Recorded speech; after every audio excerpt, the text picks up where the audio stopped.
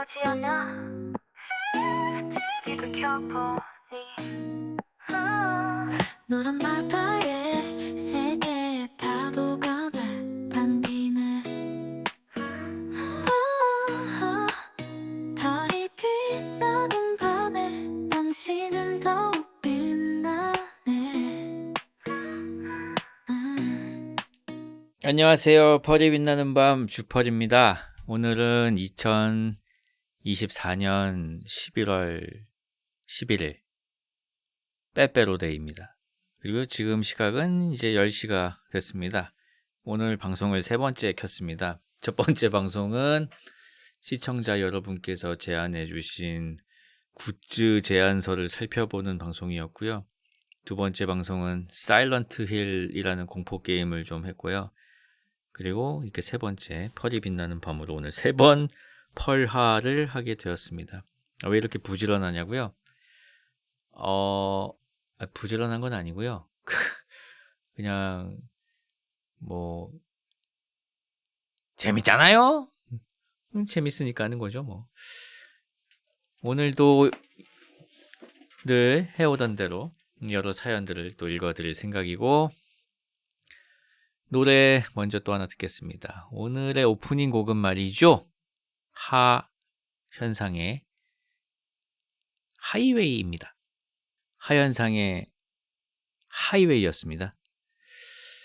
자, 오늘 첫 번째 사연 읽어드리겠습니다. 첫 번째 사연은 이불킥 사연이네요. 안녕하세요, 쭈디. 날씨가 선선하니 산책하기 좋은 날씨입니다. 매일 밤 산책을 하며 펄밤 듣다가 사연이 떠올라서 적습니다. 때는 2015년 여름이었습니다. 당시 저는 군 입대를 앞두고 있었고 고등학교 친구들과 싱가포르와 말레이시아로 여행을 가기로 했습니다. 물가와 환율에 대해 아무것도 몰랐던 저희는 대충 비슷하겠지 하고 말레이시아와 싱가포르의 예산을 5대5로 나누어서 뜻하지 않은 빈부격차 여행을 하고 있었지만 매우 즐거웠습니다. 사건은 싱가포르에서 발생했습니다. 열대의 동물들이 궁금했던 저희는 하루 일정을 통째로 빼서 동물원에 갔습니다. 싱가포르 동물원은 담장이 거의 없고 야생동물이 도로에 뛰어다니는 활기가 넘치는 곳이었습니다. 그런 분위기에 휩쓸렸을까요? 저는 하루 종일 들뜬 마음으로 동물원을 돌아다녔고 물개 쇼를 보던 중에 참여할 관객을 모집하는 순간 손을 번쩍 들고 말았습니다. 물개는 저의 최애 동물이기도 하거든요. 그런 물개와 교감을 할 수 있는 시간, 아무리 내향형 인간인 저라도 참을 수가 없었습니다. 쇼는 이런 것이었습니다. 남자와 여자 관객이 물개를 향해서 링을 던지고 물개가 링을 받아내는 프로그램이었습니다. 물개가 받지 못한 링을 던진 사람이 수조에 들어가 물개와 수영을 하는 벌칙이 있었습니다. 그렇게 사회자는 자기소개를 부탁했고 당시 입대를 앞둔 저는 코리아 에어포스에서 온 펄떡이라고 저를 소개했습니다. 사회자는 이를 받아 한국에서 온 마초맨으로 호응을 유도했습니다. 마초맨 from Korea! 사실 이때 뭔가 가슴이 뜨거워짐을 느꼈습니다. 내가 한국군을 대표하고 있는 걸까?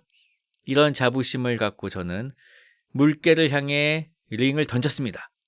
저의 링은 정확하게 물개를 향해 가고 있었고 승리를 확신했습니다. 그런데 그 순간 이 미친 물개가 여자분이 던진 링을 향해 달려가는 게 아니겠습니까? 분명 물개의 키와 수조와의 거리를 철저하게 계산해 던진 저의 링이 정확하게 가고 있었음에도 불구하고 순간 저는 이 모든 게 저를 수조에 집어넣기 위한 슬픈 촌극임을 직감했습니다. 저 물개는 남자가 던진 링은 받지 않게 훈련받은 동물원의 하수인이고 나는 그냥 광대구나. 정해진 패배를 향해 날아가는 링을 무력하게 바라보고 있을 뿐이었습니다. 그렇게 승부는 결정됐고 꼬리한 마초맨의 체면이 있던 저는 결과에 승복할 수밖에 없었습니다. 최대한 쿨해 보이는 웃음을 지어보며 그렇게 상의를 탈의하고 수조를 향해 뛰어갔습니다. 그런데 그 순간 당황한 사회자께서 노노노노노노노노노노노를 외쳤고 진짜로 수조에 들어가려 한 사람은 처음 본다며 저를 저지하고 무대에서 춤이나 추고 돌아가라고 말했습니다. 상의를 탈의한 채로요. 저는 노래가 끝날 때까지 제발 차라리 수조에 들어가게 해달라는 생각을 하며 춤을 추었습니다. 박수를 받으며 무대에서 내려왔습니다. 이렇게 끝났으면 그냥 타국에서 재밌는 추억에 가깝지 않나? 라고 생각할 수 있습니다. 남은 물개쇼가 끝날 때까지 제 생각도 재밌었으니 됐다 였고요. 하지만 진짜 문제는 물개쇼가 끝나고 다른 존으로 이동하던 때였습니다. 멀리서 익숙한 한국어가 들리는 게 아니겠습니까? 쇼 잘 봤어요? 뒤를 돌아보니 환하게 웃고 있는 한국인 모녀가 있었습니다. 물개쇼에 저희 말고 다른 한국인도 있었던 거였습니다. 아주머니의 그 한마디에 저는 그만 정신이 혼미해지고 말았습니다. 그 후부터는 동물원에 대한 기억이 없습니다. 백호 같은 걸 본 것 같기도 한데 정말 기억이 안 나네요. 여기까지가 제 이불킥 사연입니다. 저 때 신혼여행을 가게 되면 싱가포르이 좋겠다 생각했었는데 아직까지도 기약이 없네요. 펄디와 펄떡이 여러분 모두 건강하시길 바랍니다. 신청곡은 리쌍의 광대 부탁드립니다.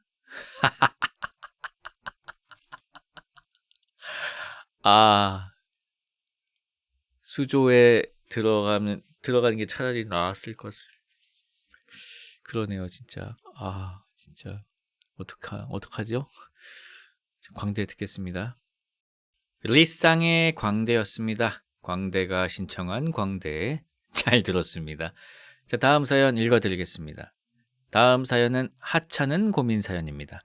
안녕하세요, 펄디. 저는 20대 중반의 펄순이입니다. 다름이 아니라 고민이 있어서 처음으로 사연 남겨봅니다. 일단 글을 쓰기 앞서 더러움 주의. 비위가 약하신 분은 마음 잡고 들어주시길 바랍니다잉. 저는 일을 시작한 지 이제 2년 차가 되어가고 있습니다. 제 고민은 바로 같이 일하는 과장님입니다. 저희는 밥을 1차, 2차 순서대로 번갈아 먹는 시스템입니다. 저, 과장님, 팀장님 이렇게 3명이서 거의 1년 가까이 점심을 먹고 있었더랬죠.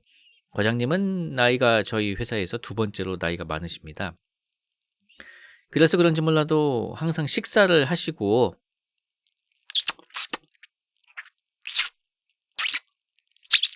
이렇게 이에 낀 이물질 빼는 소리를 항상 매번 끊임없이 내십니다. 처음에는 신경을 안 써서 대수롭지 않게 생각했지만 이게 한번 들리기 시작하니까 식사 시간이 즐겁지가 않은 상황까지 와버렸습니다.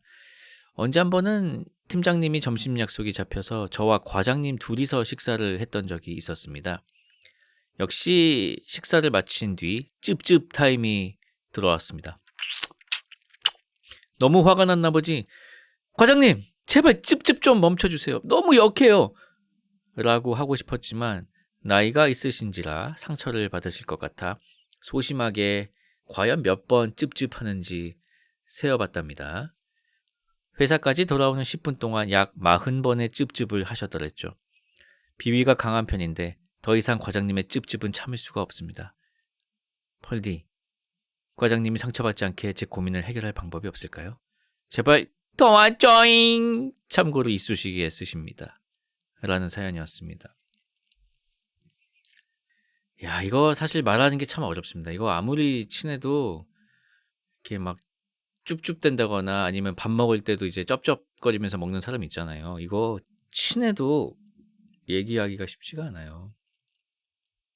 제가 그래서 이거 너무 쉽지 않아가지고 챗GPT한테 물어봤거든요. 챗GPT가 뭐라고 대답을 해줬는지 한번 알려드리겠습니다. 정말 난처한 상황이네요. 상사와의 관계를 고려하면서도 예민한 부분을 다뤄야 하는 건 정말 쉬운 일이 아니죠. 그러나 몇 가지 방법을 통해 상황을 조금 더 부드럽게 풀어나갈 수 있을 거예요. 자, 첫 번째, 간접적인 방법으로 알려보는 거예요. 뭔가 오늘은 음식물이 잘 끼는 날인 것 같네 라면서 혼잣말을 하는 거죠. 예를 들어 식사 후 깔끔하게 일을 관리하는 게 중요하더라고요. 저는 회사에서도 양치를 하거나 물로 헹구곤 해요. 라는 식으로 얘기를 해보는 거죠.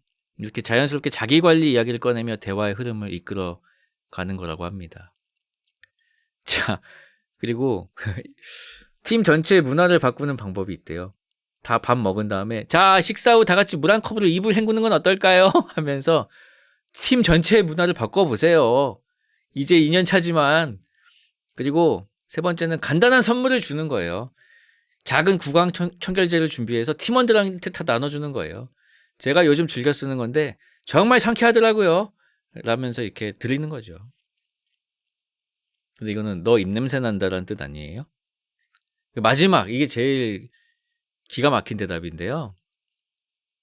만약 과장님이 유머를 잘 받아들이시는 분이라면 가볍게 웃으면서 과장님, 1분에 몇 번 소리 내는지 세어봤는데요. 곧 기네스에 도전하실 수도 있겠어요. 라고 말하는 방법도 있어요. 가볍고 재치 있는 어투라면 과장님도 불쾌하지 않고 넘어갈 수 있을 거예요. 라고 하는데요. 챗GPT가. 어떻게 생각하시는지. 이거 직장 내 괴롭힘 아니냐고요? 아, 그런가요? 사탄 들렸냐고 지금. 솔직하게 말하는 것보다 더 기분 나쁘다고. 아, 사페냐고. 인공지능 아직 멀었다. 깔깔 유머인 척 팩폭 날리기. 어쨌든 저는 할 만큼 했습니다. 제가 몰라서 물어본 거고요. 저도 잘 모르겠네요. 신청해 주신 검정치마의 폭죽과 풍선들 듣겠습니다. 자, 검정치마였습니다. 제가 노래 나오는 동안에 좀 생각을 해봤는데요. 과장님이 쭈쭈 거리실 때 사연자 분께서도 약간 재즈 스캣 주고받듯이 사연자님도 쭈쭈 거리셔가지고 약간 거울 치료, 이게 듣기 싫게 서로 거울 치료를 한번 해보는 거는 어떨지라는 생각이 들었거든요. 그러니까 예를 들어서 과장님이 이러면은 사연자님도 3번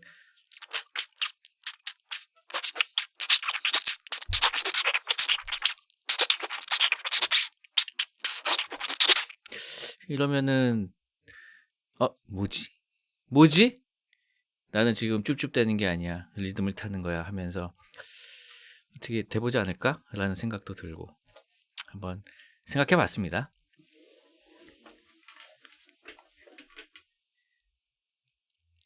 자, 다음 사연 읽어드리겠습니다. 안녕하세요, 펄디. 아가리 다이어터 사연을 적어 펄디를 곤혹스럽게 만들었던 작성자입니다. 잠시 동안 영광스러운 썸네일을 장식해 기분이 좋아 여기저기에 자랑했었네요. 아무튼 오늘 잠자리에 들려 하는데 쪽팔리는 일이 하나 떠올라 이불을 박차고 일어나 작성해봅니다. 때는 아가리 다이어터 사연보다 훨씬 전인 고등학교 1학년 때로 거슬러 올라갑니다. 당시 저는 남자 형제만 있고 남중 남고테크를 착실히 밟고 있는 안경 쓰고 교정기를 낀 찐따 숙맥 그 자체였습니다. 저는 여자에게 말 한 번 걸어본 적이 없었고 그때는 정말 여자는 방귀도 안 뀌는 존재인 줄 알았습니다. 이랬던 제가 학원에서 같은 반 한 여학생을 보고 첫눈에 반합니다. 귀여우면서도 예쁜 외모로 여학생 중 단연 돋보이는 비주얼의 소유자였습니다. 들리는 얘기에 의하면 아이돌 연습생이었다고 하는데 사실이든 아니든 그 소문이 의심가지 않는 외모였습니다. 전 제 주제도 모르고 이런 생각을 합니다. 번호를 한번 물어볼까? 저는 학교에 가서 친구들에게 이 썰을 풉니다. 친구들은 야, 무조건 물어봐야지. 그래, 너 갤럭시 호핀도 샀잖아. 여자애들이 그런 휴대폰 좋아해. 묻힌 논리지만 번호를 따본 적도 여자와 대화해본 적도 없는 저는 그럴싸한데? 생각하며 무식한 논리로 범벅인 계획을 실행에 옮기게 됩니다. 그것도 아주 무식한 방법으로 말이죠. 며칠 후 학원 수업이 끝나고 저는 허겁지겁 가방을 챙겨 반을 나갔습니다. 그 친구보다 먼저 나가는 문이 있는 데스크 앞쪽으로 갔습니다. 저는 혼자 갤럭시 호핀을 손에 꼭 쥐고 다른 학원생들이 데스크에 앉아있는 선생님께 인사하며 지나가는 가운데 그 친구가 나오기를 기다렸습니다. 몇 분이 지나 대부분의 학원생들이 나간 후 그 친구가 나타났습니다. 친구 5명과 함께 말이죠. 여기서 멈췄어야 했습니다. 하지만 저는 벌벌 떨리는 손으로 휴대폰을 내밀면서 다 먹어 들어가는 목소리로 말했습니다. 저기 그 번호 좀 줄 수 있어? 아직도 경멸스럽게 저를 위아래로 훑어보는 6명의 눈동자가 선명합니다. 그리고는 6명이 저를 등지고 작당 모의를 하기 시작합니다. 마치 농구 선수들의 작전 타임처럼 말이죠.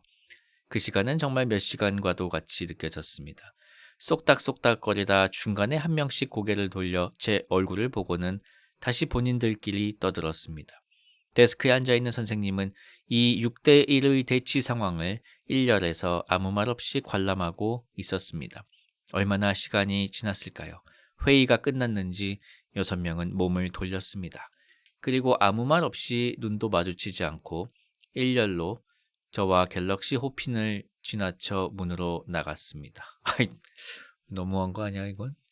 그렇게 제 인생 첫 번따는 예상대로 개같이 멸망했습니다. 며칠이 지나 쪽팔림을 안고 학원에 갔으나 그 여자애는 학원에 나오지 않았습니다. 여자애들이 얘기하는 걸 들어보니 다른 학원으로 옮긴 모양이더라고요. 제 고백 공격이 원인이었나 봅니다. 사연을 또 적어보니 미안한 사람이 하나 들었네요. 고등학교 때까지는 정말 여자와 대화하는 게 힘들었지만 지금은 여초과 졸업하고 여초 회사에 다녀 굉장히 멀쩡합니다. 그리고 지금은 아이폰 씁니다. 신청곡은 볼빨간 사춘기의 우주를 줄게입니다. 긴 글 읽어주셔서 감사합니다. 왜 뭐가 미안해요? 그 6명이 미안해야지. 어떻게 사람을 이렇게 면전에서 개무시할 수가 있어. 에이 못됐다 못됐어. 아무리 갤럭시 호핀 들고 있었다고 해도 어떻게 사람을 이렇게 그때부터 아이폰 들고 있었으면 제가 무슨 말을 죄송합니다. 갤럭시 호핀을 제가 찾아봤는데 2011년에 나온 안드로이드 스마트폰이네요. 호핀 서비스 특화 파생형 모델이라고 하는데 호핀 서비스가 뭐야? 기존에는 준이었으며 이 명칭으로 변경되었다. 준은 또 뭔데? 그러니까 갤럭시에서 만드는 거는 그러니까 뭔지 모르겠어요. 제품 자체의 인지도가 떨어진다라고. 아무튼 뭐 그런 폰이 있었나 봅니다. 호핀이라고 하는데 호핀? 광고 모델로 아이유가 발탁되었다. 이런 폰이 있었군요. 2011년이면은 인터넷 쫙 깔렸을 텐데 이때도 그런 준 같은 서비스가 있었다고요? 나 잘 이해가 안 되네. 아무튼 지금은 여초 회사에서 잘 다니고 계신다고 하니 다행입니다. 신청해주신 볼빨간 사춘기의 우주를 줄게 듣겠습니다. 이 노래 정말 좋은데. 볼빨간 사춘기의 우주를 줄게였습니다. 카페라 나무. 자, 다음 사연 읽어드리겠습니다. 많은 분들의 사연을 앰비언스와 자장가 삼아 들으며 왜 나는 이렇게 무미하게 살지? 라고 아쉬워하던 와중 문득 뇌리에 스친 한 사건, 어쩌면 괴인의 일종일 빠바리맨. 보통의 경우 사람이 적은 으슥한 곳을 배경으로 이야기가 전개되기 마련인데 제 경험은 이 클리셰를 벗어났다는 점에서 특별합니다. 2015년 어느 일요일, 당시 저는 고2 학생으로 그날은 지하철을 타고 신당 정자역으로 넘어가야 하는 일정이 있었습니다. 사람이 제법 붐비는 때였으나 적어도 분당선 열차 안에서 자리를 잡는 건 쉬웠습니다. 당시에는 왕십리가 분당선의 종착역이었기 때문이지요. 저는 빈 채로 들어오는 열차 안에서 잽싸고 야무지게 지하철 좌석 왼쪽 맨 끝자리를 차지했고 곧바로 벽에 기대어 졸았습니다. 약간 잤다고 볼 수 있을 정도의 얕지 않았던 수면. 그러다가 이번 역은 도곡역입니다. 당시 도곡역 근처에 살고 있었기 때문에 무의식적으로 역 안내 멘트에 잠깐 끼어 졸던 상태에서 눈을 떴는데 어? 복슬거리는 털에 둘러싸인 검붉은 무언가. 절묘하게 앉은 사람의 눈높이에 딱 맞추어 달려있는 그것. 꿈을 꾸는 줄 알고 다시 눈을 감았다가 이윽고 수상했습니다. 아니, 어떻게 아직까지 본 적이 없는 걸 이렇게 높은 해상도로 자세하게 상상하지? 네, 그것은 양옆으로 사람들이 즐비한 지하철 칸 안, 제 눈앞에 실제로 존재하는 야추였습니다. 속이 메스껍고 머리가 뜨거웠습니다. 중학생 때 예방교육 시간에 배운 대로 이것 좀 봐, 보잘것없군 하며 가짱게 쳐다본 후 사진을 찍어 신고를 하기란 어려웠습니다. 그것을 내 폰으로 촬영한다면 내 폰의 스크린이 더러워질 것 같다는 비합리적인 생각이 그 순간에는 일리 있게 느껴졌습니다. 50대로 추정되는 그 남성은 이례적인 곳에서 바바리 코트를 입지도 않고 심드렁한 얼굴로 일관하는 등 여러 면에서 통상적 바바리맨의 틀을 벗어났습니다. 저는 목구멍에서 소리가 나오지 않아 다급히 오른쪽 앉은 사람들을 쳐다봤으나 거짓말처럼 단 한 명도 이를 몰랐습니다. 자켓으로 절묘하게 그러나 철저하게 서라운드된 아저씨의 야추는 오롯이 저만을 위한 각도로 콘서트 중이었습니다. 그렇다면 더욱이 다른 제3자의 시야에서는 그렇게 피곤한 표정을 한 오른손잡이 아저씨가 한켠 본인의 것을 빼꼼 내밀어 쥐고 있으리라 예측하기 어려웠을 것입니다. 도곡역에 멈춘 열차의 오른쪽 문이 열리자 그는 유유히 퇴장했습니다. 범인은 끝내 잡지 못했습니다. 다시 마주할 자신도 없었지만요. 여고생의 입장에서 갑작스레 마주한 그것은 어떤 불법적인 무기 혹은 외계 생명체처럼 위험해 보였습니다. 인체의 일부분이 아닌 어떤 독립된 듯한 개체. 이걸 인류의 반이 가졌다니. 저는 한동안 그 이미지가 주는 충격에서 헤어나오지 못했습니다. 친구와 선생님들의 토닥토닥 속에서도 머리가 멍해졌습니다. 이제야 웃기지만 아직까지도 여러 부분에서 의문스럽습니다. 바바리맨들은 본인의 익스플리시트한 부위를 타인에게 드러내는 행위를 대체 어떻게 희열로 환산시키는지. 익스플리시트? 이거 명백한 뭐 그런 뜻 아닌가? 그 남성은 왜 굳이 주말 저녁 지하철 칸 안이라는 어려운 맵을 골랐는지. 아무리 그래도 왜 나는 그때 눈물이 나올 것 같은 기분을 느꼈는지. 아무렴 다행히 9년이 지난 지금 27살에 저는 조금 강해졌다고 믿습니다. 똑같은 시련이 온다면 저는 코웃음 시전 후 가차없이 제 아이폰 13 프로로 촬영에 응징할 것입니다. 추가. 당시에는 목격한 것 자체가 죄스럽다고 느껴져 직후 말 못했다가 20살이 된 후 엄마한테 털어놓았는데 엄마는 으윽 찡그리고 3초 정도 지난 후 컸어? 라는 예상 외의 반응을 보였습니다. 유의미한 평균값을 낼 만큼의 데이터가 안 쌓였다고 하니 아 그렇긴 하네 하고 넘어가셨습니다. 대체 무슨 의도의 질문이었을까요? 부끄러운 마음을 무릅쓰고 제 곡 중에 하나인 자동응답 피처링 서현수를 신청합니다. 아니 가수분이셨군요. 늘 마음 편안한 목소리로 방송해 주셔서 감사합니다. 덕분에 많은 시간을 적적하지 않게 보내요. 응원합니다. 문소낙님이네요. 노래 듣겠습니다. 문소낙의 자동 응답이었습니다. 아, 음악을 하시는 펄떡이 분이셨군요. 노래가 참 좋습니다. 어디 보자. 이번에도 교인 사연입니다. 저는 요즘 시간이 날 때마다 잠실 야구장에서 아르바이트를 하는데요. 출근하기 위해 매표소 옆으로 가보면 야구가 시작하기 2-3시간 전부터 와서 춤을 추는 아저씨가 한 분 계십니다. 항상 응답하라 1988에나 나올 것 같은 남방을 입고 줄 이어폰을 끼고 한 손에 핸드폰을 쥐신 채로 신명나게 춤을 추십니다. 주로 사람이 줄 서 있지 않은 아직 미개방된 입구에서 춤을 추시고요. 야구 경기가 시작된 뒤에 나와서 보면 떠나시고 없습니다. 아직까지 그분이 딱히 다른 사람에게 피해를 줬다는 이야기는 듣지 못했습니다. 저는 아직까지 그분과는 접점이 없는데요. 바로 며칠 전에도 알바하러 갔다가 이분을 보고 왔기 때문에 야구가 있는 날 잠실 야구장에 가보시면 이분을 직접 보실 수 있을지도 모릅니다. 추신, 야구장 매표소에서 알바를 하다 보면 다양한 손님들이 계신데요. 그중 휠체어 전용 좌석은 휠체어를 타고 방문하신 복지카드 소지자만 입장이 가능합니다.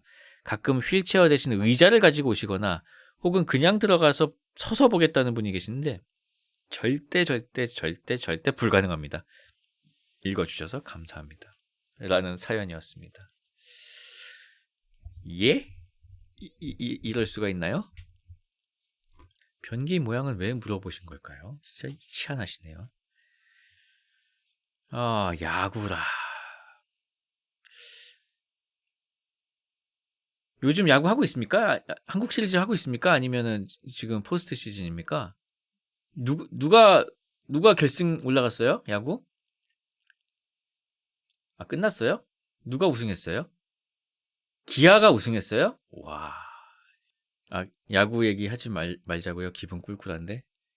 그 야구 얘기하면 행복한 사람이 없던데 팬은 되게 많더라고요. 정말 신기한 것 같습니다. 지금 제가 선곡을 하려고 지금 야구에 관련된 노래. 옛날에 제가 메이저리그 그 우승 딱 하고 나서 김병현 선수였나? 그거 우승하고 나서 그 퀸의 노래 위아더 챔피언이 막 나왔던 것 같은데 운동장에 그 진짜 멋있더라고요. 그 노래 한번 듣겠습니다. 오랜만에. 퀸의 We Are The Champions였습니다. 다음에 제가 전장 1등 하면은 꼭 틀도록 하겠습니다.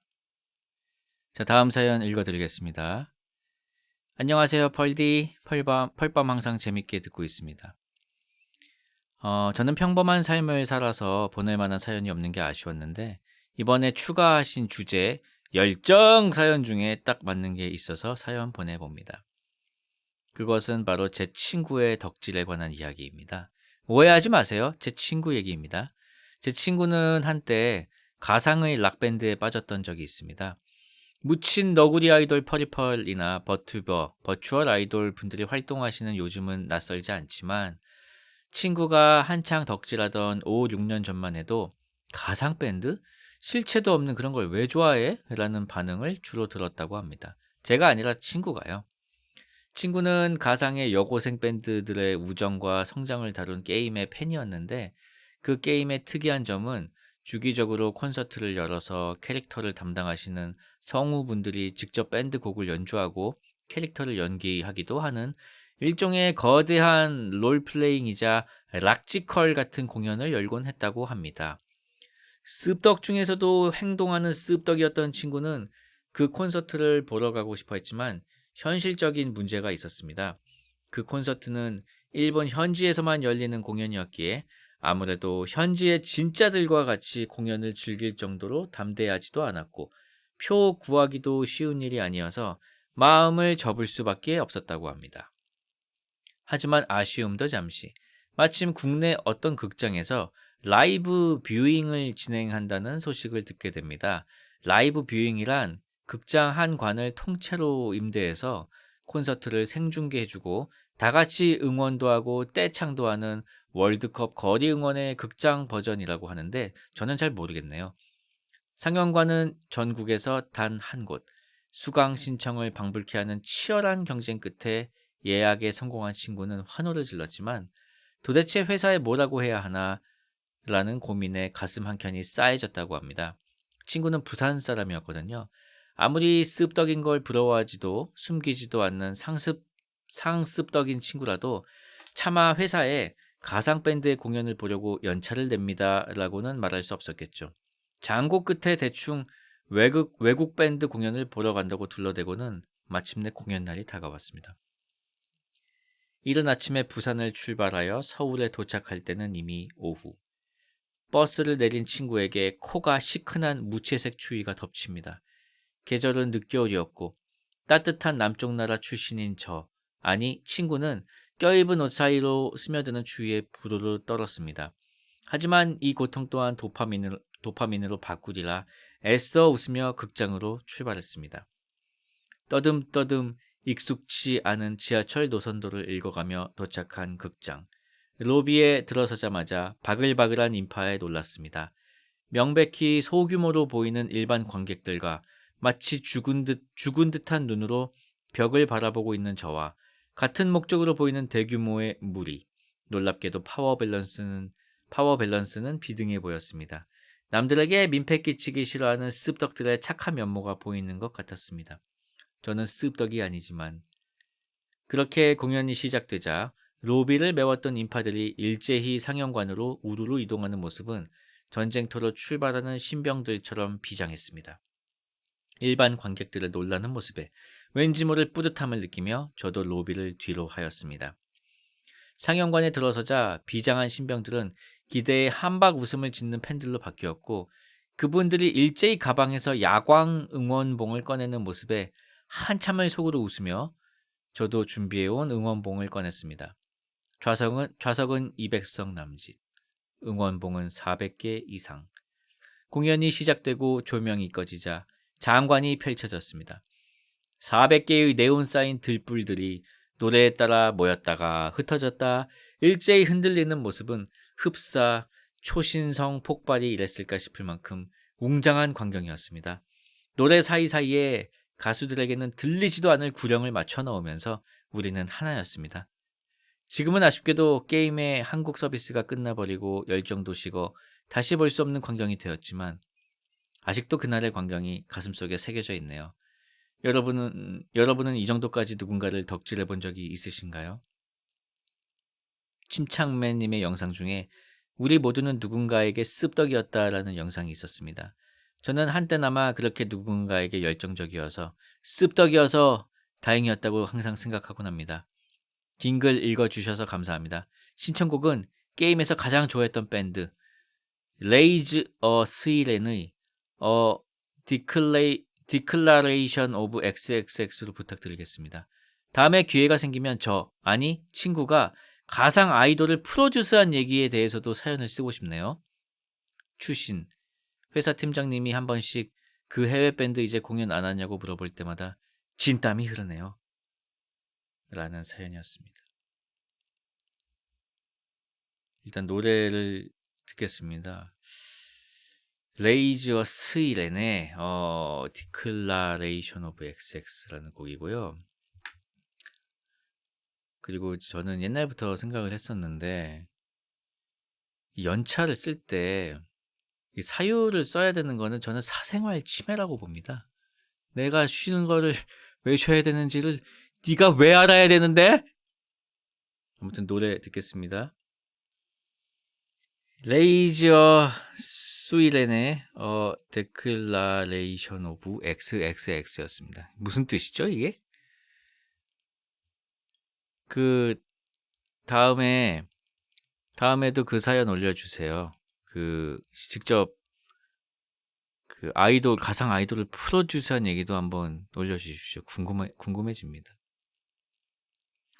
자, 다음 사연 읽어드리겠습니다.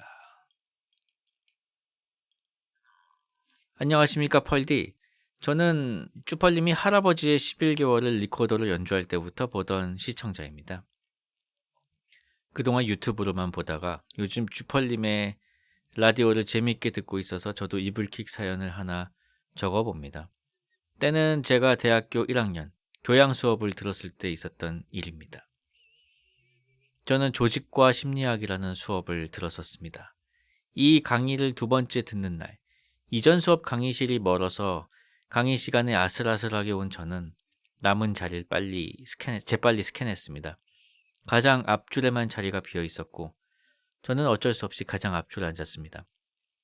교수님께서 오셔서 출석을 부르시고 강의를 하시기 시작했습니다. 강의를 듣던 저는 그날따라 강의의 내용이 머릿속에 잘 들어오는 겁니다. 저는 속으로 하는 리액션을 했었더랬죠. 하지만 그 순간 조용했던 강의실은 더 조용해졌습니다. 그리고 강의를 하시던 교수님은 갑자기 저를 보시는 겁니다. 그렇습니다. 제가 속으로 한 줄 알았던 아 하는 리액션이 입을 통해 나갔던 모양입니다. 그것도 꽤나 크게 말이죠.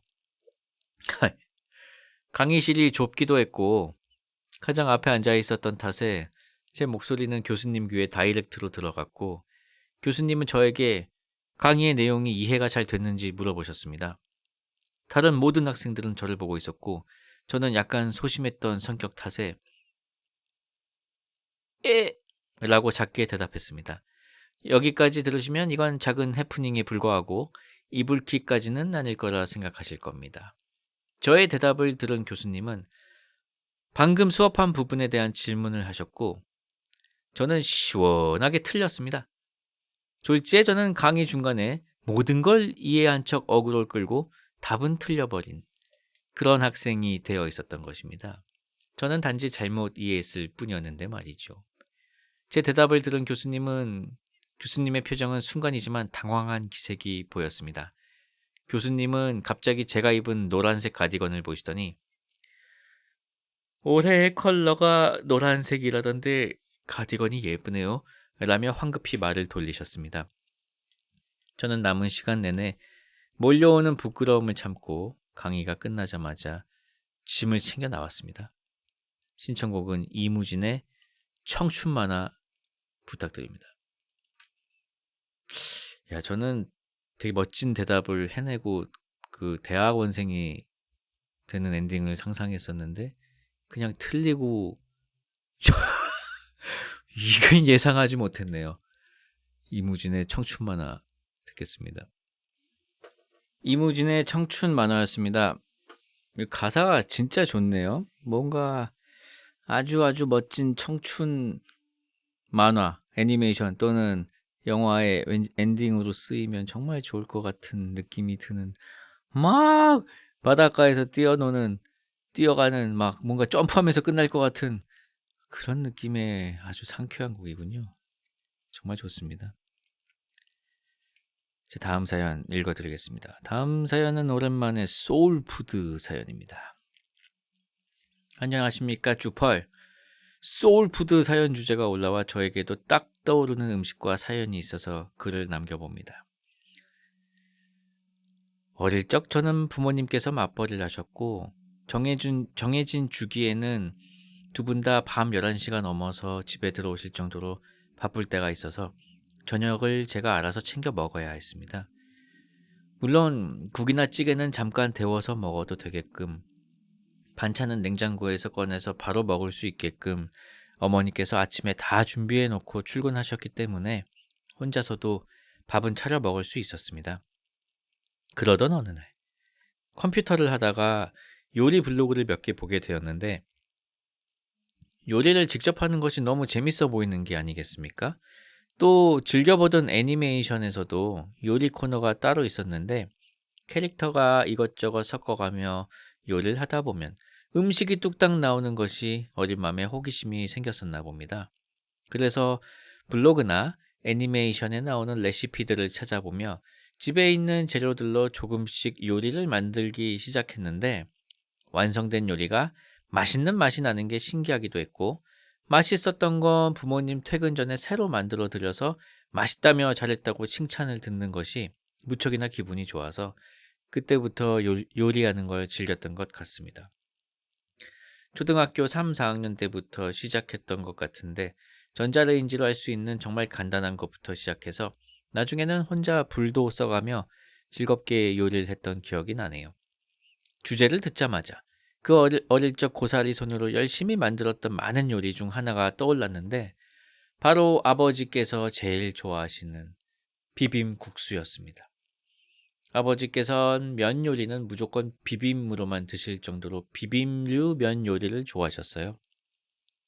야근 주기가 아닐 때는 야식을 안 드셨지만 11시까지 일을 하고 오실 때는 허기가 지셨는지 가끔 야식을 드셨는데 제가 퇴근 전 미리 전화해서 아빠 배고파? 뭐 해줄까? 하고 물어보면 자주 비빔국수 해줘 라고 하셨었고, 그럴 때마다 퇴근 시간 맞춰 정성스레 비빔국수를 만들어 놓으면 퇴근하신 아버지께서는 씻고 나와 바닥이 보일 정도로 그릇을 싹싹 비우시며 맛있다고, 잘 먹었다고 해주셨었는데, 그 장면이 제 머릿속에는 정말 행복한 기억들로 남아 있어요. 이제와 생각해보니 아버지께서는 요리하는 걸 좋아하는 딸을 위해 차마 거절을 못하고 자주 야식을 드셔주신 건 아닐까 싶기도 하네요. 이런 추억 때문인지 아니면 아버지를 닮은 건지 면 요리 식당 어딜 가도 무조건 비빔국수만 시켜 먹는 저를 발견한 후부터 제 소울푸드는 비빔국수가 되었습니다. 먹으면서도 옛 추억이 새록새록 나고 그때로 돌아가고 싶은 생각이 절로 나더라고요.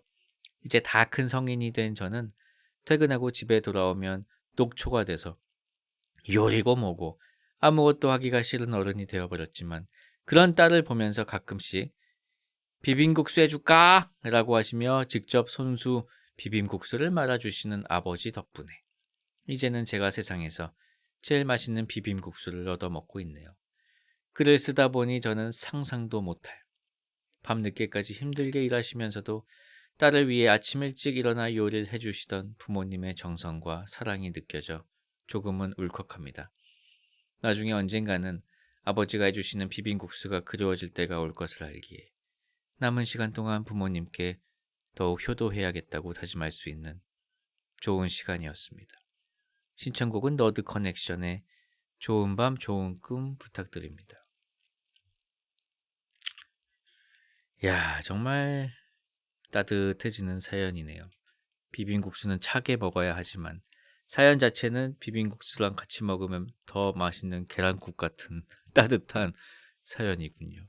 저도 비빔국수 참 좋아합니다. 비빔국수, 저는 이제 파주에 살 때 파주 쪽에는 이제 망향 국수라는 집이 참 많이 있습니다.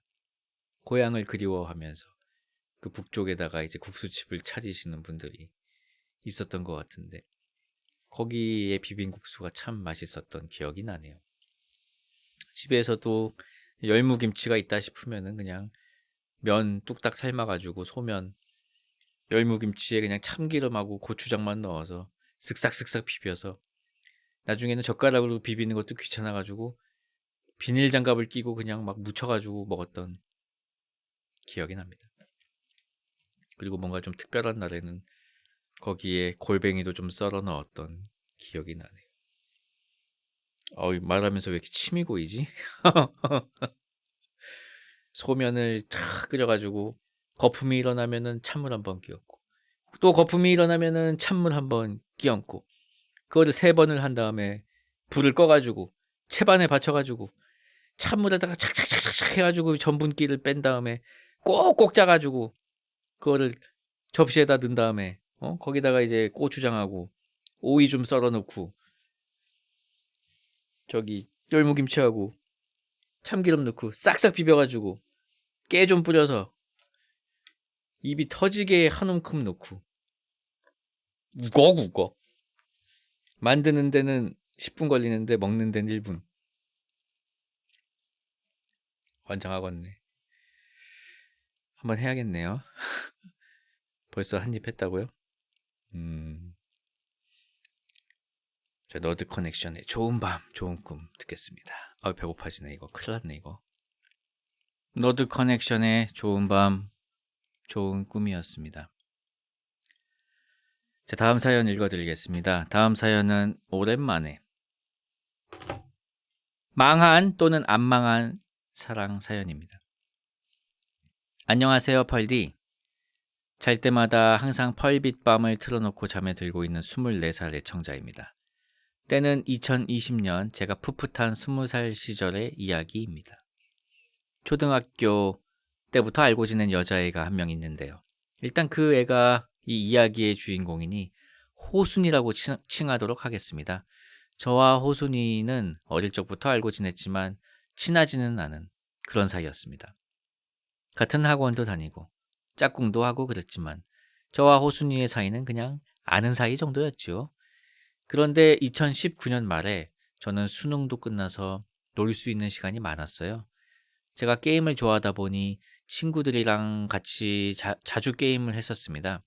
어쩌다 보니 같이 게임을 하는 무리에 호순이도 같이 껴서 게임을 하게 되었어요. 저희는 급속도로 친해지기 시작했습니다. 어쩔 땐 친구들과 디스코드를 하다 보면 친구들이 하나 둘씩 나가고 저랑 호순이만 남아서 한두 시간 정도 대화를 하다가 잠에 들고는 했습니다. 그렇게 지내다 보니 저는 언젠가부터 호순이를 점점 친구가 아닌 여자로 보고 있었어요. 그렇게 만나서 자주 놀기도 하고 20살이다 보니 술도 자주 마셨습니다.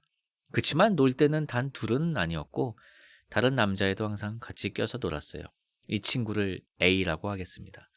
저는 항상 호순이랑 같이 다니다 보니 주변 친구들은 야, 너희는 대체 언제 사귀냐? 라고 가끔 물어보기도 했습니다.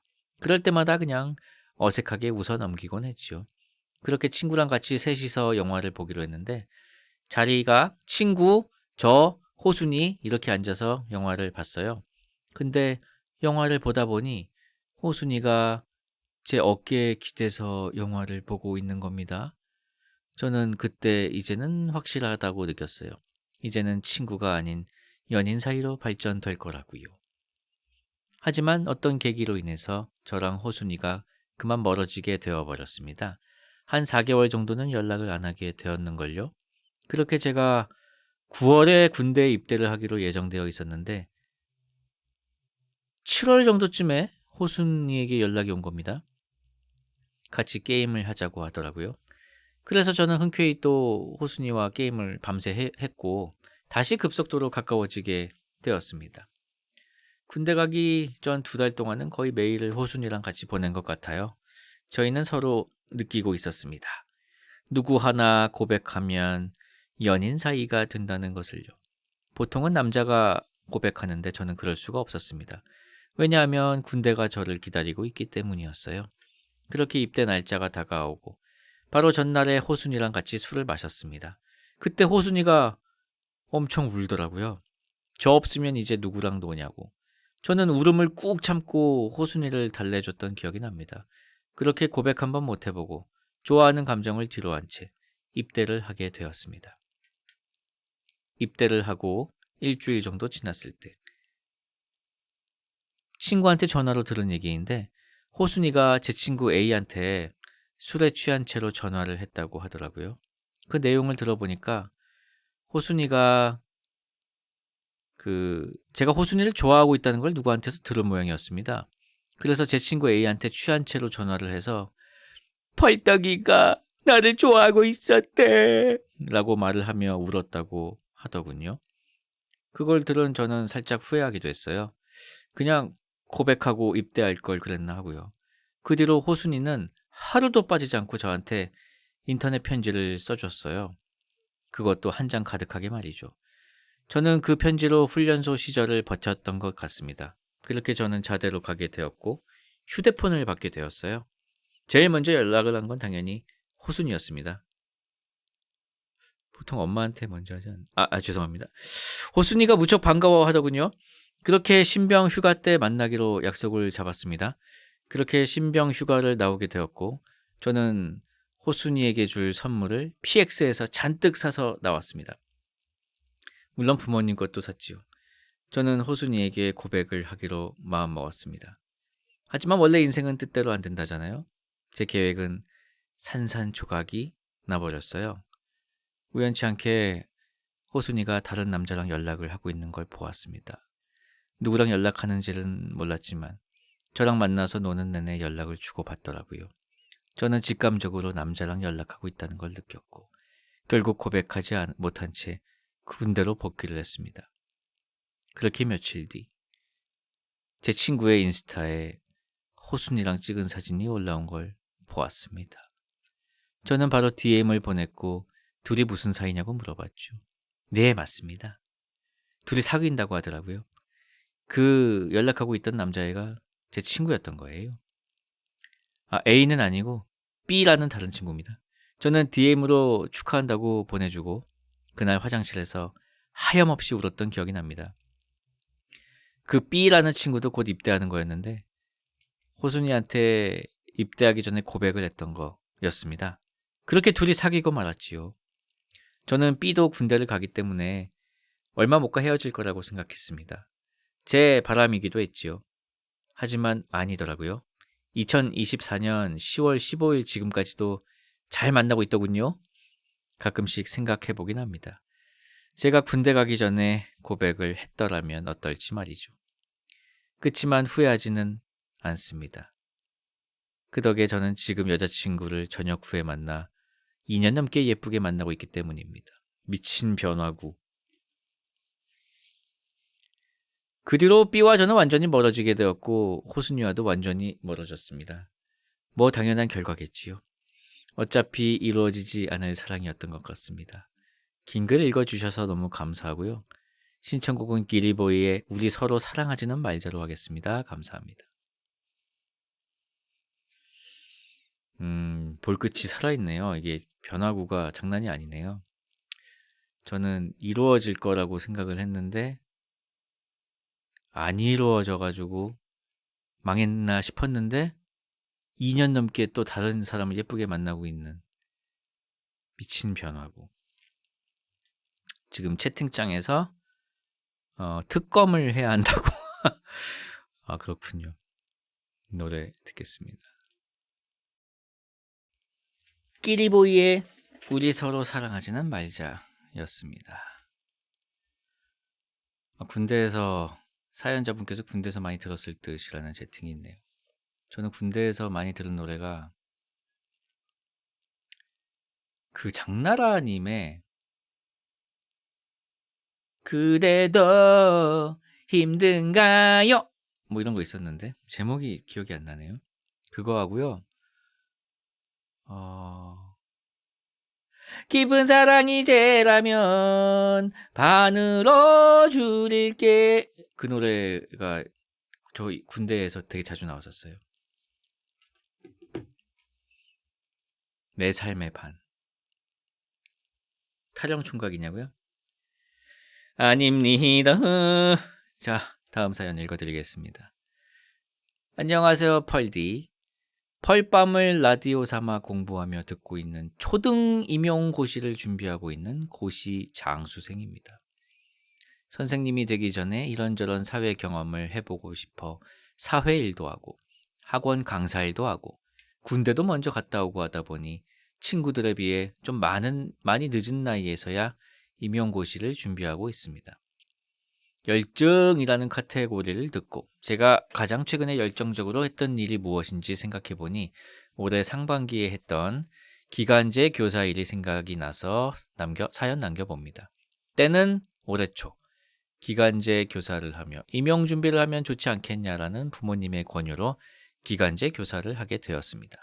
그렇게 저는 한 학년에 2개 반씩 한 반에 약 20명 정도 되는 크다면 크고 작다면 작은 초등학교에서 3학년에서 6학년 과학 전담 교사로 첫 교사 생활을 시작하게 되었습니다. 사실 매사에 심드렁하고 시니컬한 저이지만 처음 해보는 일에 열심히 해보자는 생각에 꽤 열정적으로 일을 했던 것 같습니다.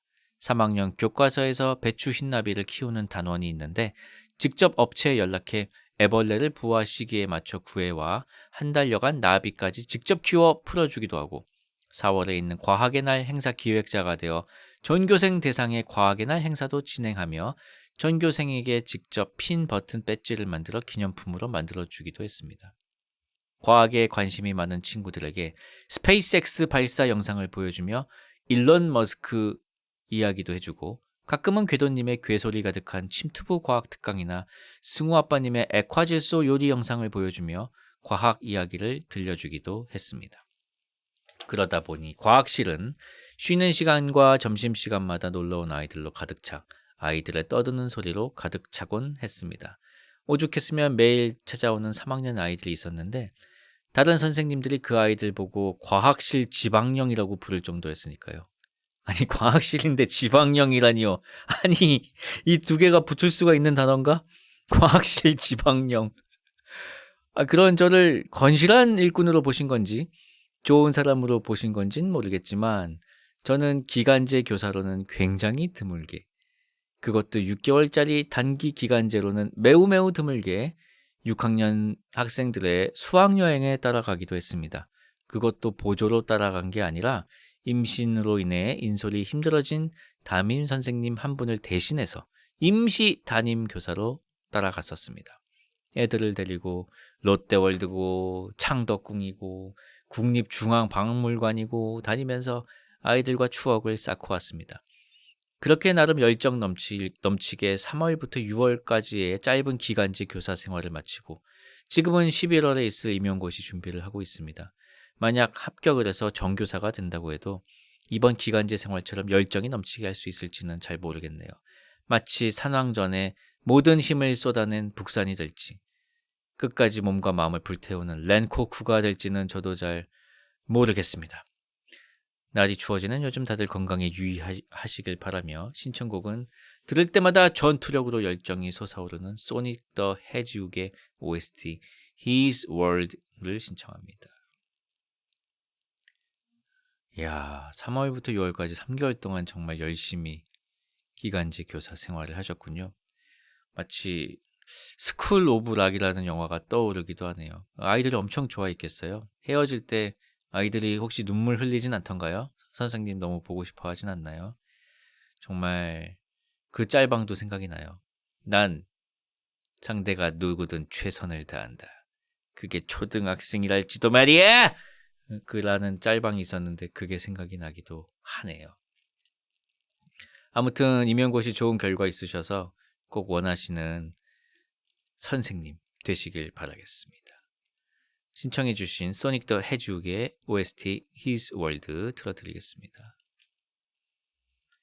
자, 사연 2개 더 읽어드리고 마무리하도록 하겠습니다. 남은 2사연 모두 소울푸드 사연이니까요. 배고파지지 않게 조심하시길 바랍니다. 지금 또 인간이 야식을 먹기 가장 좋다는 11시 48분 지나고 있습니다.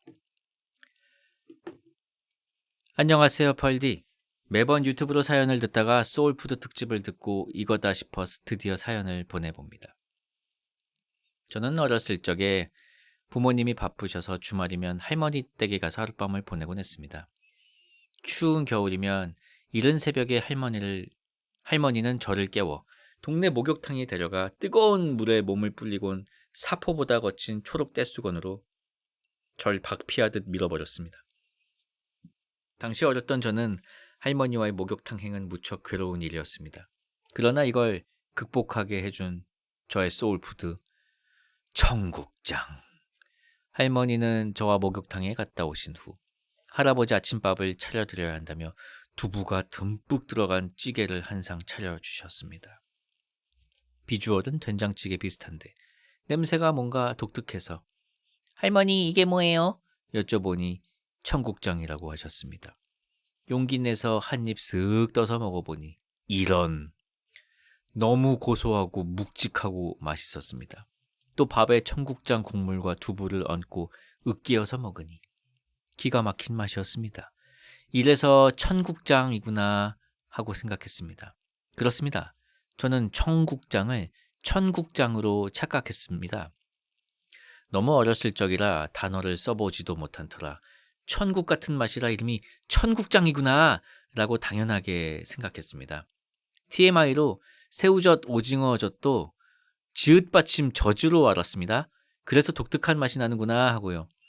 여하튼 저는 그 후로 청국장에 푹 빠져서 초, 중, 고등학교를 입학하며 급식에 청국장이 나오는 날이면 친구들이 코를 막을 때 저 홀로 아싸 청국장을 외쳤습니다. 모든 청국장이 맛있지만 그래도 한겨울 할머니와 목욕탕을 갔다 온 후 끓여주신 큼지막한 두부가 듬뿍 들어간 청국장을 이길 수는 없었습니다. 지난 추석 할머니 댁에서 할아버지 제사를 지낸 후 친구들이 다 같이 모여 식사를 하는데 할머니가 청국장을 차려주셨습니다. 너무 신이 나서 식구들에게 어렸을 적에 할머니가 끓여주신 청국장이 너무 천국 같은 맛이라 한동안 청국장으로 알았었다 라고 말하니 모두 깔깔 웃으시며 그때와 같은 맛인지 먹어보라고 하셨습니다. 기대하며 먹어봤지만 그때와는 다른 맛이었습니다. 무슨 이유였을까요? 아마도 할머니의 연세 때문도 있을 거고 같이 청국장을 드시던 할아버지가 안 계셔서의 이유도 있을 테죠. 그래도 할머니의 청국장은 너무나도 맛있었고 그때와 똑같은 맛이다. 너무 맛있다. 엄지를 척 올렸습니다. 저의 소울푸드를 만들어주신 우리 할머니. 매번 우리 펄순이 중학교 입학하는 건 보고 가야 하는데 우리 펄순이 고등학교 입학하는 건 보고 가야 하는데 우리 펄순이 대학교 가는 건 보고 가야 하는데 를 외치셨는데 저 30살입니다. 할머니, 저 할머니 청국장 평생 먹고 싶으니 오래오래 건강하게 함께해요. 사랑합니다. 신청곡은 제가 사랑하는 밴드 장기하와 얼굴들의 쌀밥 신청하겠습니다. 라는 사연이었습니다. 정말 따뜻한 사연입니다. 그 맛이 안 난 이유가 할아버지가 안 계셔서일지도 모른다는 부분에서 왠지 찡해지네요. 할아버지도 정말 좋아하셨을 것 같은데. 자, 노래 듣겠습니다. 장기하와 얼굴들의 쌀밥이었습니다. 자, 다음 사연 읽어드리겠습니다. 안녕하세요, 펄디. 저는 별 생각 없던 음식이 특정한 작품으로 인해 소울푸드가 되는 일이 왕왕 있습니다. 오늘은 그중 한 가지를 소개해 볼까 합니다. 작년 고3 시절, 저는 특별한 즐거움이 하나 있었습니다. 바로 국어 문제에 수록된 시들을 읽는 것이었는데요. 뭣도 없는 수험생 신분이었지만 문제 속 시들을 읽으면 이 시는 표현이 아쉽고 저 시는 너무 뻔한 내용이고 등등의 되도 않는 평가질을 하기도 하고 정말 좋은 시를 발견하면 마치 래퍼의 엄청난 펀치라인을 들은 관객처럼 머리를 감싸주고는 God damn을 외치기도 했습니다. 그렇게 즐거운 한때를 보내던 어느 날 제 눈에 한 시가 들어왔습니다. 백석 시인의 흰 바람벽이 있어란 시였습니다. 평소 신랄한 풍자를 곁들여 날카롭게 사회의 일침을 날리는 시를 더 좋아하던 당시의 저였지만 이 시에 담긴 백석 시인의 섬세하면서도 어딘가 모르게 쓸쓸함이 스민 문체에 저도 모르게 매료되고 말았습니다. 희미한 15촉 전등이 지치운 불빛을 내어던지고 때글은 다 낡은 무명 샤스가 어두운 그림자를 쉬이고 그리고 또 달디단 따끈한 감주나 한 잔 먹고 싶다고 생각하는 내 가지가지 외로운 생각이 헤매인다. 특히 달디단 따끈한 감주나 한 잔 먹고 싶다는 표현. 평소엔 별 생각 없이 그냥 좋아하는 음식 중 하나였던 감주는 시 속의 저 표현을 곱씹을수록 더 특별한 음식으로 굳어갔습니다. 달디단 따끈한 감주. 말 자체로도 토속적이고 정감 어린 느낌이 들지만 문장 앞뒤로 들어선 지치고 쓸쓸한 감정과 더위가 한풀 꺾인 선선한 가을 초저녁 분위기가 떠오르는 구절들은 그 달콤함과 대비되어 오랜 고서 같은 진한 향기를 품은 듯 했습니다. 저희 집은 명절마다 할머니 댁에 가면 항상 대형 페트병 하나 가득 직접 만드신 감주를 받아오곤 했습니다. 그래서 시를 읽으며 가을 분위기가 떠올랐을지도 모릅니다. 알코올이 들어가면 감주, 들어가지 않으면 식혜였기에 미성년자인 저도 먹을 수 있게 만들어주신 그것은 분명 식혜였을 테지만 할머니께서는 무슨 일이 있어도 감주라는 명칭을 고수하셨죠. 제가 이 감주를 이가 시릴 정도로 차게 해서 먹는 걸 참 좋아해서 항상 할머니 댁엔 감주가 구비되어 있었습니다. 할머니 댁에 가면 물 대신 감주를 달라고 하며 집에 돌아갈 때까지 감주만 마셔댔기에 아직도 저는 할머니 댁 하면 바로 떠오르는 맛이 이 감주의 녹진한 달콤함입니다. 어려서부터 할머니로부터 감주를 공급받아 먹다가 시판 비락식혜를 처음 먹었을 때가 생각납니다. 초등학생 시절 학교 행사에서 간식으로 떡과 함께 캔에 담긴 비락식혜가 제공된 적이 있었습니다. 평소 즐기던 맛있는 식혜를 간편하게 사 먹을 수도 있다는 사실에 저는 환호성을 지르며 냉큼 그걸 들이켰죠. 그리고 거기엔 처음 보는 세계가 있었습니다. 정말이지. 너무나도 맛이 없었던 겁니다.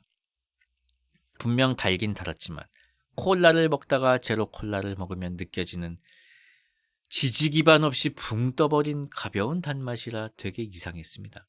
이건 제가 알던 식혜가 아니었어요. 차가운 맛도 어딘가 대기업 공장 기계에 차디찬 금속맛처럼 느껴지는 것도 같았고요.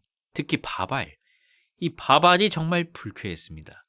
찰기라곤 하나 없는 인디카 쌀처럼 식혜 속에서 어지러이 나부끼는 이 가증스러운 부유물들을 보고 있노라면 마치 초밥에 들어가는 초록색 풀장식이나 파리바게트 케이크 위에 초콜릿 신척 올려진 플라스틱 장식들처럼 먹을 수 없는 장식이란 생각만 들었습니다.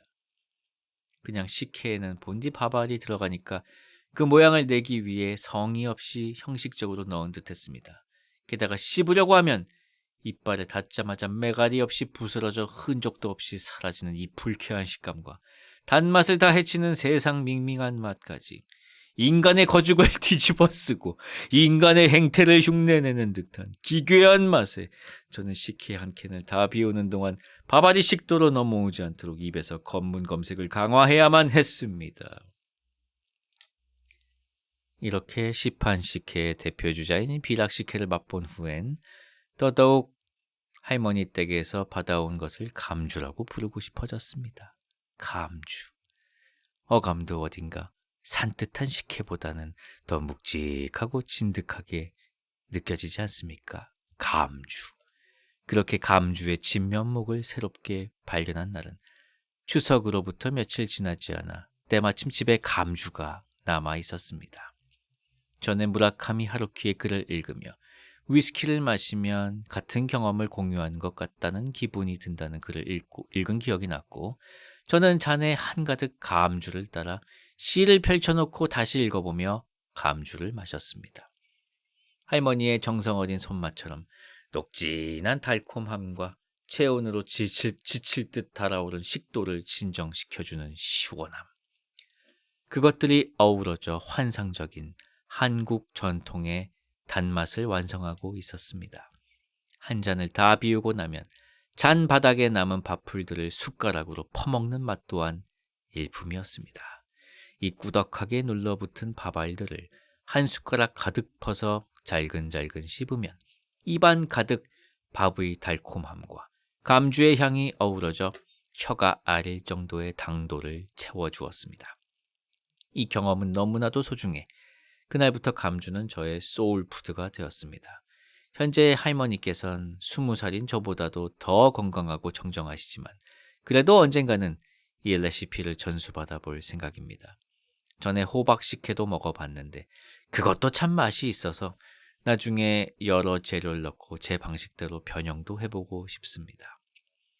그렇게 해서 훗날 제 손주들에게도 감주가 또 다른 소울푸드가 되었으면 좋겠다는 작은 소망이 생겼거든요. 긴 글 읽어주셔서 감사합니다. 신청곡은 명절 때마다 할머니 집에 신나게 놀고 밤늦게 부모님 차를 타고 집에 올 때면 들었던 노래 The Weeknd의 Out of Time 신청합니다. 라는 사연이었습니다. 글을 너무 잘 쓰셔서 그 감주의 맛이 너무 궁금해졌어요. 진짜. 그 비락식혜 드시고 나서 실망하셨다고 했잖아요. 거기서 끝이 아니다. 그 최근에 제로 비락식혜가 나왔거든요. 그거 드셔보시면은 거기서 더 공허해져가지고 이거는 진짜 저도 느낄 정도로 쌀이 안 좋아요. 약간 종이 같아요. 뭔가 종이를 찢어서 약간 넣은 듯한 느낌이 있거든요. 이거 한번 드셔보시면은 또 한 번 글을 쓰시게 될 거예요, 아마. 극대노의 글을 쓰시게 될 텐데 이 제로 식혜도 꼭 드셔보시길 추천을 드립니다. 그리고 저 백성님 시 저도 고등학교 때 그 정말 좋아했었어요. 그 문학 시간에 우연히 그 시를 읽었는데 그냥 수업인데도 그냥 그 시가 너무 좋아가지고 계속 읽었던 기억이 있어서 시 하나 읽어드리겠습니다. 백석의 시입니다. 고향. 나는 북관에 혼자 알아 누워서 어느 아침 의원을 베이었다. 의원은 열애 같은 상을 하고 관공의 수염을 드리워서 먼 옛날 어느 나라 신성 같은데 새끼 손톱 길게 돋은 손을 내어 묵묵하니 한참 맥을 짚더니 문득 물어 고향이 어디냐 한다. 평안도 정주라는 곳이라 한즉 그러면 아무개씨 고향이란다. 그러면 아무개씨 아느냐 한즉 의원은 빙긋이 웃음을 띠고 막역지간이라며 수염을 쓸른다. 나는 아버지로 섬기는 이라 한즉 의원은 또다시 넌지시 웃고 말없이 팔을 잡아 맥을 보는데 손길은 따스하고 부드러워 고향도 아버지도 아버지의 친구도 다 있었다. 이게 제가 정말 문학 시간에 감명 깊게 읽은 시였습니다. 자, 위크엔드의 아웃 오브 타임 오늘 마지막 곡으로 들려드리면서 저는 이만 인사드리도록 하겠습니다. 오늘 사연들은 10월 16일자 사연이었고요. 다음에 또 재미있는 사연들 읽어드리도록 하겠습니다. 좋은 밤 되시고요. 지금까지 펄이 빛나는 밤 쭈펄이었습니다.